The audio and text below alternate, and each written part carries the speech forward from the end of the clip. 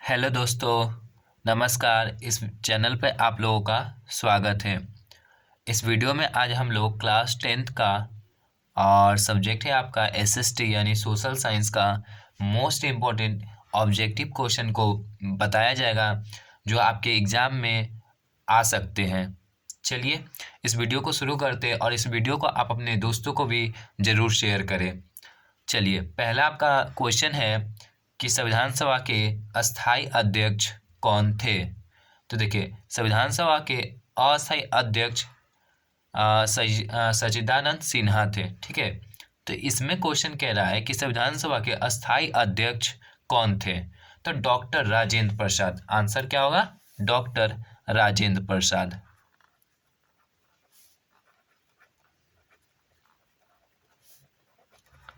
Doctor Rajendra Prasad संविधान सभा के अस्थाई अध्यक्ष थे। ठीक है, और ये भारत के प्रथम राष्ट्रपति थे। भारत के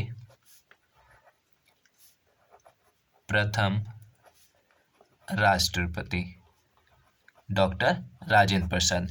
और इनका जन्म कहाँ हुआ था? बिहार में 1884 में।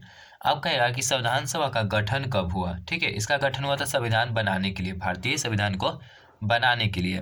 तो संविधान सभा का गठन कब हुआ? तो इसका गठन 1946 में हुआ।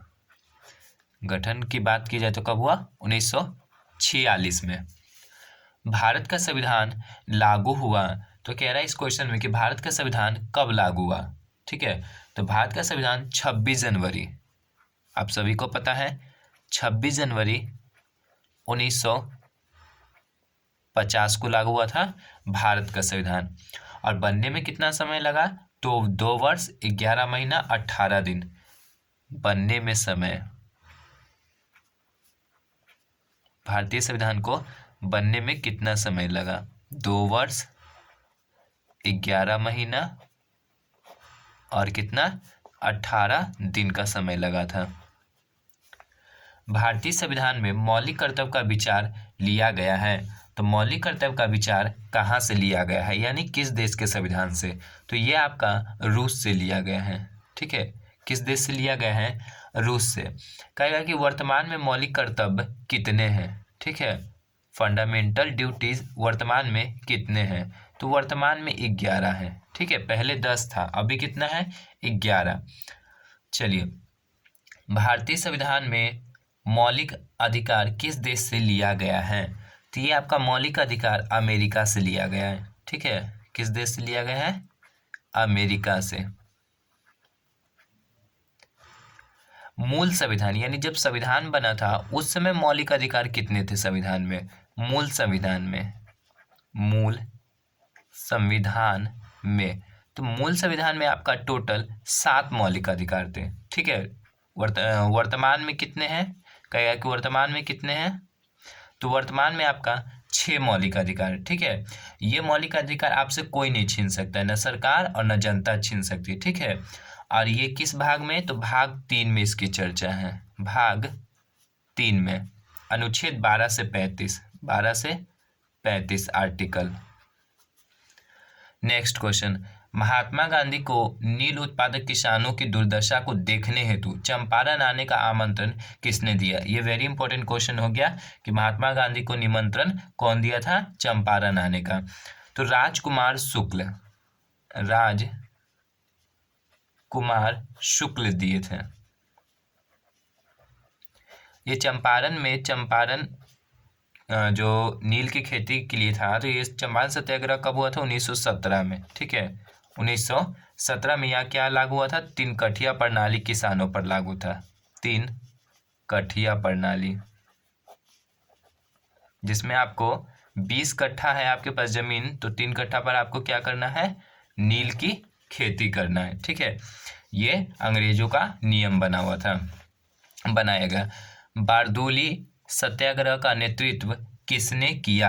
बारदोली सत्याग्रह का नेतृत्व किसने किया? तो सरदार वल्लभ भाई पटेल, सरदार वल्लभ भाई पटेल किए। और बारदोली की महिलाओं ने इन्हें सरदार की उपाधि दिए थे। ठीक है, बारदोली की महिलाओं ने इन्हें क्या, सरदार की उपाधि दिए थे। और ये बारदोली आपका गुजरात में पड़ता है। गुजरात, बारदोली कहाँ, गुजरात में पड़ता है। और ये कब हुआ बारदोली सत्याग्रह, तो 1928 में हुआ। ठीक है, 1928 में। वेदों की ओर लौटो का नारा किसने दिया, तो दयानंद सरस्वती दिए। दयानंद सरस्वती, दयानंद सरस्वती के द्वारा ये दिया गया है नारा, वेदों की ओर लौटो। नेक्स्ट क्वेश्चन कह रहा है आपका कि नील कृषकों की दुर्दशा पर लिखी गई पुस्तक नील दर्पण के लेखक कौन थे, तो दीनबंधु मित्र थे इनके लेखक। दीनबंधु मित्र लिखे ये पुस्तक। इसमें नील के किसानों के बारे में बताया गया है, उनकी समस्याओं को। टीपू सुल्तान अंग्रेजों के साथ युद्ध में कब मारे गए। ठीक है, टीपू सुल्तान अंग्रेजों के साथ युद्ध में कब मारे गए, तो 1799 में। ठीक है, कब, 1799। और इनके पिता कौन थे, हैदर अली। हैदर अली, टीपू सुल्तान के पिता कौन थे, हैदर अली। और कहेगा कि टीपू सुल्तान कहाँ का शासक था। टीपू सुल्तान कहाँ का शासक था, तो ये टीपू सुल्तान आपका मैसूर का शासक था। टीपू सुल्तान कहाँ का शासक था, मैसूर का। चलिए नेक्स्ट क्वेश्चन आपका कह रहा है कि सिखों के अंतिम गुरु कौन थे। सिखों के अंतिम गुरु कौन थे, तो देखिए सिखों के अंतिम गुरु गुरु गोविंद सिंह थे। गुरु गोविंद सिंह, ये सिखों के अंतिम गुरु थे। और इनका जन्म पटना में हुआ। जन्म कहाँ हुआ, पटना में, 1666 में। ठीक है, माता का नाम माता गुजरी था, इनके माता का नाम। और ये सिखों के अंतिम गुरु। कहेगा कि प्रथम गुरु यानी पहला गुरु कौन था, पहला गुरु, तो सिखों के पहले गुरु गुरु नानक थे। गुरु नानक, इनका जन्म तलवंडी में हुआ था 1469 में।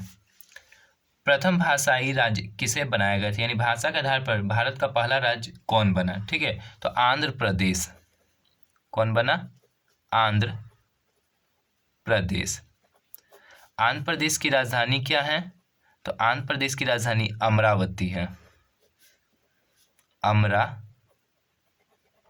आंध्र प्रदेश की राजधानी है। इससे एक राज्य अलग हुआ, तेलंगाना। ठीक है, अलग, कौन सा राज्य अलग हुआ, तेलंगाना। 2014 में अलग हुआ, 2014 में अलग हुआ। मौलिक अधिकार संविधान के किस भाग में वर्णित है। ठीक है, मौलिक अधिकार की चर्चा संविधान के किस भाग में, तो भाग 3 में। ठीक है, भाग 3 में है। अनुच्छेद पूछेगा कि अनुच्छेद कहाँ से कहाँ तक है, तो 12 से 35, 12 से 35 तक में मौलिक अधिकार की क्या है, वर्णन है। ठीक है, इसे मूल अधिकार भी कहते हैं। वर्तमान में भारतीय नागरिकों को कितने मौलिक अधिकार प्राप्त है, यानी कि इंग्लिश में बोले तो फंडामेंटल राइट्स, तो वर्तमान में 6 हैं। ठीक है, मूल संविधान में कितने थे, 7। मूल संविधान में आपका 7 था। और ये किस देश से लिया गया है, अमेरिका से। किस देश से, अमेरिका से लिया गया मौलिक अधिकार को। 7वां मौलिक अधिकार आपका 1978 में संपत्ति के अधिकार को क्या किया, मौलिक अधिकार की श्रेणी से हटा दिया गया। ठीक है, चलिए नेक्स्ट क्वेश्चन है कि स्वतंत्रता का अधिकार संशोधन के किस अनुच्छेद में वर्णित है। स्वतंत्रता का अधिकार, ठीक है, तो 19 से 22 में है। 19 से लेके 22 में इसका वर्णन है। अब कह रहा है कि भारतीय संसद के कितने सदन है, भारतीय संसद के कितने सदन है, तो 2। कितने हैं, 2। पहला आपका लोकसभा है और दूसरा आपका राज्यसभा। ठीक है, ये संसद के 2 सदन हो गए। संसद की चर्चा अनुच्छेद 79 में है, लोकसभा 81 में है और राज्यसभा 80 में। ठीक है, और संसद के अंग पूछेगा तो संसद के 3 अंग है। ठीक है, लोकसभा, राज्यसभा और तीसरा हो गया राष्ट्रपति। ये 3 मिलकर के क्या होते हैं, संसद का निर्माण होता है। नेक्स्ट क्वेश्चन आपका क्या पूछ रहा है कि स्वतंत्र भारत के प्रथम राष्ट्रपति कौन थे? डॉक्टर राजेंद्र प्रसाद। डॉक्टर राजेंद्र प्रसाद ये भारत के क्या थे? प्रथम राष्ट्रपति। और ये संविधान सभा के अस्थाई अध्यक्ष भी बने थे डॉक्टर राजेंद्र प्रसाद। 1884 में इनका जन्म हुआ था। राज्यसभा के सदस्यों का कार्यकाल कितने वर्ष का होता है? राज्यसभा के सदस्यों का कार्यकाल कितने वर्ष का होता है? तो राज्यसभा के सदस्यों का कार्यकाल कितने? 6 वर्षों का होता है। ठीक है, कितने वर्ष का होता है? 6 वर्ष। और ये राज्यसभा संसद का उच्च सदन होता है। ठीक है, राज्यसभा को संसद का उच्च सदन कहते हैं और लोकसभा को निम्न सदन। ये एक अस्थाई सदन है। ठीक है, इसे भंग नहीं किया जा सकता है। अस्थाई सदन यानी समाप्त नहीं किया जा सकता है राज्यसभा को। भारत के प्रथम उप प्रधानमंत्री कौन थे? सरदार वल्लभ भाई पटेल। सरदार वल्लभ भाई पटेल। और ये भारत के प्रथम गृह मंत्री भी बने। ठीक है, फर्स्ट क्या? गृह मंत्री, होम मिनिस्टर प्रथम। इन्हें बारदोली की महिलाओं ने किन की उपाधि दिया था? सरदार की उपाधि। भारतीय अर्थव्यवस्था कैसी है? तो भारत की अर्थव्यवस्था मिश्रित है। ठीक है, यानी कि पूंजीवादी और समाजवादी अर्थव्यवस्था का मिश्रण है, मिश्रित अर्थव्यवस्था है।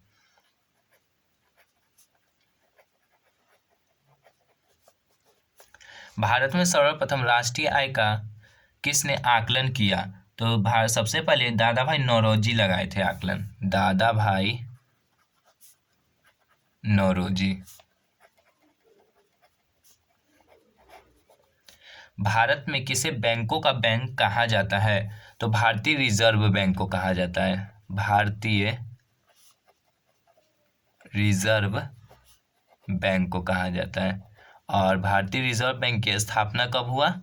1 अप्रैल 1935 को। 1935 को। आरबीआई का मुख्यालय कहाँ है? तो मुंबई में। आरबीआई का मुख्यालय कहाँ है? मुंबई में है। भारत में कौन सा बैंक नोट छापता है? तो आरबीआई ही छापता है। कौन सा बैंक?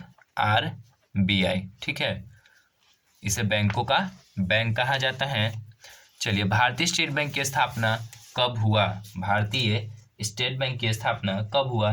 तो भारतीय स्टेट बैंक की स्थापना 1955 में हुआ। ठीक है, 1955 में हुआ था भारतीय स्टेट बैंक का। अगला है आपका, पहली औद्योगिक क्रांति किस देश में हुई थी? पहली औद्योगिक क्रांति किस देश में हुई थी? तो इंग्लैंड में। ठीक है, और कौन सा उद्योग शुरू हुआ था सबसे पहले? तो यह औद्योगिक क्रांति में सूती वस्त्र। ठीक है, सूती वस्त्र को बहुत बड़े बड़े कारखाने लगाए गए थे। टिस्को की स्थापना कब हुआ? तो टिस्को की स्थापना 1907 में हुआ था। कब हुआ था? 1907 में। सुनामी किस भाषा का शब्द है? तो ये जापानी भाषा का शब्द है। और ये सुनामी एक क्या है? प्राकृतिक आपदा है। सुनामी प्राकृतिक आपदा है। सुनामी, जब समुद्र में भूकंप आता है तो उसी को क्या? सुनामी के नाम से जाना जाता है। मत्स्य किस प्रकार की आर्थिक क्रिया है? तो ये प्राथमिक है। ठीक है, प्राथमिक। वास्को डी गामा कहाँ का रहने वाला था? तो ये वास्को डी गामा आपका पुर्तगाल का रहने वाला था। ठीक है, वास्को डी गामा कहाँ का रहने वाला था? पुर्तगाल का। कहेगा कि ये पहली बार भारत में कब आया? ठीक है, फर्स्ट यानी पहली बार। तो ये पहली बार 1498 में आया भारत। 1498 में कालीकट आया था। दूसरी बार ये कब आया? तो 1502 में आया। 1502 में आया था। पहली बार कालीकट बंदरगाह पर आया था, जिसका उस समय वहाँ का राजा था जमोरिन। स्वागत किया था इसका ये वास्को डी गामा का। वर्तमान में भारत में कुल कितने उच्च न्यायालय है? तो 25। ठीक है, कहेगा कि भारत का पहला उच्च न्यायालय, पहला हाई कोर्ट। ठीक है, राज्य का सबसे बड़ा कोर्ट कौन होता है? High court. कहेगा कि देश का सबसे बड़ा हाई कोर्ट कौन सा होता है? तो सुप्रीम कोर्ट। ठीक है, सुप्रीम कोर्ट एक है जो कहाँ है? न्यू दिल्ली। तो वर्तमान में भारत में कुल कितने उच्च न्यायालय हैं? 25। और पहला हाई कोर्ट कौन सा हो गया था? कलकत्ता। कलकत्ता हाई कोर्ट, जिसकी स्थापना 1862 में हुआ था। ठीक है, कब हुआ था? 1862। पटना उच्च न्यायालय की स्थापना कब हुआ? 1916 में। पटना उच्च न्यायालय की स्थापना कब हुआ? 1916 में।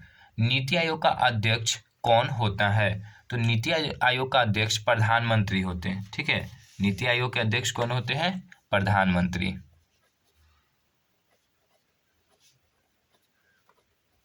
आपका आएगा नीति आयोग की स्थापना कब हुआ? तो 1 जनवरी 2015 को नीति आयोग की स्थापना हुआ और योजना आयोग को समाप्त करके, ठीक है, नीति आयोग की स्थापना हुआ था। अगर योजना आयोग की स्थापना कब हुआ था? 15 मार्च 1950 को। योजना आयोग की स्थापना कब हुआ? 15 मार्च 1950 को। उसी को समाप्त करके कौन सा नीति आयोग लाया गया? 1 जनवरी 2015 को। और इसके अध्यक्ष कौन होते हैं? प्रधानमंत्री। भारतीय संविधान के किस अनुच्छेद में निर्वाचन आयोग के लिए प्रावधान है? भारत संविधान के किस अनुच्छेद में निर्वाचन आयोग के लिए प्रावधान है? तो वो आपका अनुच्छेद है 324। ठीक है, और निर्वाचन आयोग का ही काम क्या है? देश में चुनाव को, ठीक है, चुनाव को सही ढंग से करवाना। चुनाव को सही ढंग से करवाना किसका काम है? निर्वाचन आयोग। और यही क्या करता है? राजनीतिक दलों को, ठीक है, चिन्ह आवंटन करता है। ठीक है, चुनाव चिन्ह क्या करता है? आवंटन करता है। चलिए नेक्स्ट आपका पूछ रहा है कि बिहार का शोक किस नदी को कहा जाता है? ये वेरी इंपॉर्टेंट क्वेश्चन हो गया आपका कि बिहार का शोक किस नदी को कहा जाता है? तो कोसी नदी को। ये आपका कई बार क्वेश्चन आ चुका है। ठीक है, कोसी नदी को बिहार का शोक कहा जाता है, जो कहाँ से निकलता है? नेपाल से निकलती है। भारत का सबसे लंबा बांध कौन सा है? भारत का सबसे लंबा बांध कौन सा है? तो हीराकुंड, जो उड़ीसा में महानदी पर है। भारत का सबसे लंबा बांध हीराकुंड बांध किस राज्य में स्थित है? तो ये आपका उड़ीसा में स्थित है, हीराकुंड बांध। नागार्जुन सागर बांध भारत के किस राज्य में स्थित है? तो आंध्र प्रदेश। ठीक है, आंध्र प्रदेश। और ये नागार्जुन सागर बांध आपका कृष्णा नदी पर है, कृष्णा नदी। दुधवा राष्ट्रीय उद्यान कहाँ स्थित है? आपका क्या क्वेश्चन पूछ रहा है कि दुधवा राष्ट्रीय उद्यान कहाँ स्थित है? तो ये आपका दुधवा यूपी में स्थित है। ठीक है, उत्तर प्रदेश। दुधवा राष्ट्रीय उद्यान कहाँ स्थित है? यूपी में। चलिए अगला क्वेश्चन है आपका कि जिम कान्हा नेशनल पार्क कहाँ स्थित है? तो ये आपका मध्य प्रदेश में स्थित है, मध्य प्रदेश। मध्य प्रदेश को सोया प्रदेश भी कहा जाता है। ठीक है, मध्य प्रदेश को सोया प्रदेश भी कहा जाता है क्योंकि यहाँ सोयाबीन सबसे अधिक उत्पादन होता है। और इसी को टाइगर स्टेट के नाम से भी जानते हैं, टाइगर स्टेट, क्योंकि सबसे ज़्यादा संख्या टाइगर का कहाँ है? मध्य प्रदेश में। और सबसे अधिक जंगल कहाँ है? मध्य प्रदेश में। इसको भी याद रखिएगा कि पूछेगा क्वेश्चन कि सबसे अधिक जंगल वाला राज्य कौन सा है? सबसे अधिक किस राज्य में जंगल का विस्तार है? तो Madhya Pradesh. Jim Corbett national park कहाँ स्थित है? Uttarakhand, Uttarakhand. Jim Corbett national park कहाँ स्थित है? उत्तराखंड। नवीन जलोढ़ मिट्टी को अन्य किस नाम से जाना जाता है? नवीन पूछ रहा है। ठीक है, तो खादर। पुराना को बांगर कहते हैं और नया को क्या? नवीन मतलब नया। नया को क्या कहते हैं? खादर। और ये बाढ़ के द्वारा लाई गई मिट्टी से बनता है ये। भारत का संपूर्ण उत्तरी मैदान किस प्रकार की मृदा से बना हुआ? तो जलोढ़ मिट्टी से। ठीक है, ये जलोढ़ मिट्टी दो टाइप के होते हैं, खादर और बांगर। एक हो गया आपका खादर और एक हो गया आपका बांगर। ठीक है, बांगर पुरानी होती है और खादर क्या होता है? नया होता है। नेक्स्ट क्वेश्चन है आपका कि कपास की खेती के लिए सर्वोत्तम मिट्टी कौन सी होती है? ठीक है, तो काली मिट्टी। काली मिट्टी को कपासी मिट्टी भी कहा जाता है, काली मिट्टी। और सबसे अधिक कपास गुजरात में होता है उत्पादन, फसल इसका उत्पादन। भारत का सबसे बड़ा चावल उत्पादक राज्य कौन सा है? ठीक है, तो पश्चिम बंगाल, पश्चिम बंगाल। और कहेगा कि मूंगफली सबसे ज़्यादा कहाँ उत्पादन होता है? मूंगफली का गुजरात। और कहेगा गेहूं, तो गेहूं आपका यूपी। चाय कहेगा तो असम। भारत में सबसे ज़्यादा चाय किस राज्य में उत्पादन होता है? तो चाय आपका असम। ठीक है, कहाँ होता है? असम में। और 20 में पूछेगा चाय तो चीन सबसे अधिक उत्पादन करता है। श्वेत क्रांति का संबंध किससे है? तो श्वेत क्रांति का संबंध आपका दूध से है। श्वेत क्रांति का संबंध किससे है? दूध से। कहेगा कि हरित क्रांति का संबंध किससे है? तो खाद्यान्न से। ठीक है, हरित क्रांति का संबंध किससे है? खाद्यान्न से। भारत में अंकलेश्वर किसके उत्पादन के लिए प्रसिद्ध है? तो यह आपका पेट्रोलियम के लिए प्रसिद्ध है, अंकलेश्वर, पेट्रोलियम। और ये अंकलेश्वर आपका गुजरात में है, गुजरात। जादूगोरा किसके लिए प्रसिद्ध है? तो ये जादूगोरा आपका यूरेनियम के लिए प्रसिद्ध है, यूरेनियम। यूरेनियम का यूज क्या क्या में होता है? परमाणु बम बनाने में और बिजली उत्पादन करने में। ठीक है, तो जादूगोरा किसके लिए प्रसिद्ध है? यूरेनियम। ये जादूगोरा आपका झारखंड में पड़ता है, ये क्वेश्चन पूछ लिया गया है।